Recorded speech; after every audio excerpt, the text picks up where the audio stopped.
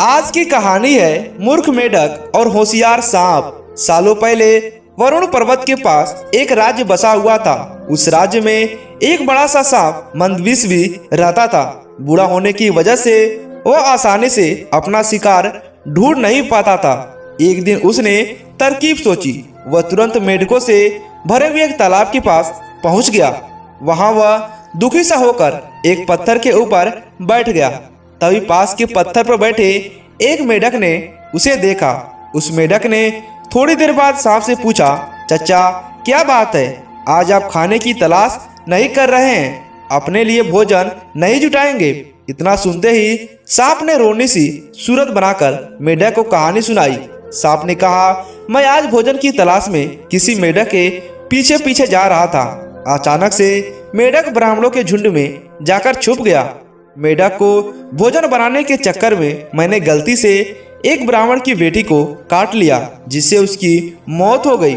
इससे नाराज होकर ब्राह्मण ने मुझे श्राप दे दिया है। उन्होंने मुझे श्राप देते हुए कहा है कि तुझे अपना पेट भरने के लिए मेढकों की सवारी करना पड़ेगा। इसी वजह से मैं इस तालाब के पास आया हूँ। इस बात सुनते ही वह मेढक तुरंत तालाब में अंदर गया और अपने राजा को सारी बात बताई। राजा कहानी सुनकर हैरान हुआ। पहले तो उसने बिल्कुल भी यकीन नहीं किया, लेकिन कुछ देर सोच विचार करने के बाद मेढकों का राजा जलपाक तालाब से बाहर निकलकर एकदम कूदते हुए सांप के फन पर जाकर बैठ गया। राजा को ऐसा करते हुए देख अन्य मेढकों ने भी ऐसा ही किया। सांप समझ रह गया था कि मेढक अभी मेरी परीक्षा ले रहे हैं। सांप भी बिना विचलित हुए आराम से सबको अपने फन पर कूदने दे रहा था और उन्हें घुमा रहा था। इसके बाद मेढकों के राजा ने कहा, जितना मजा मुझे सांप की सवारी करके आया, उतना मुझे आज तक किसी की सवारी कर नहीं आया। मेढकों का भरोसा जीतने के बाद अब धीरे धीरे सांप रोज मेढकों की सवारी बढ़ने लगा। कुछ दिन बाद चतुर सांप ने अपने चलने की गति थोड़ी धीमी कर दी। यह देखकर मेढकों के राजा जलपाक ने पूछा, हे सर्प, तुम्हारी चाल इतनी धीमी क्यों है? इसके जवाब में सांप ने कहा, मैं तो एक बूढ़ा हूँ और ब्राह्मण के श्राप की वजह से बहुत दिनों से भूखा भी हूँ। इसी वजह से मेरी गति कम हो गई है।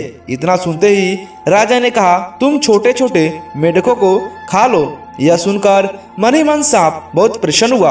उसने कहा, राजन, मुझे ब्राह्मण का श्राप है, मैं मेढक नहीं खा सकता, लेकिन अगर आप कहते हैं तो मैं खा लेता हूँ। ऐसा करते करते वह रोज छोटे छोटे मेढक खाने लगा और तंदुरुस्त हो गया। अब सांप को रोज बिना किसी मेहनत के खाना मिल रहा था। सांप काफी प्रसन्न था। मेढक सांप की चाल अब तक नहीं समझ पाए थे। मेढक के राजा को भी सांप की इस साजिश की भनक नहीं लगी। होते होते एक दिन सांप ने मेढक के राजा जलपाक को ही खा लिया और तालाब में रहने वाले सारे मेढकों का वंश एकदम नाश कर दिया और सभी लोगों को खा लिया। दोस्तों, इसलिए कहते हैं किसी भी शत्रु की बात जल्दी से भरोसा नहीं करना चाहिए, इससे खुद ही अपने लोगों की हानि होती है। आपको यह कहानी कैसी लगी हमें नीचे कमेंट कर बताइएगा।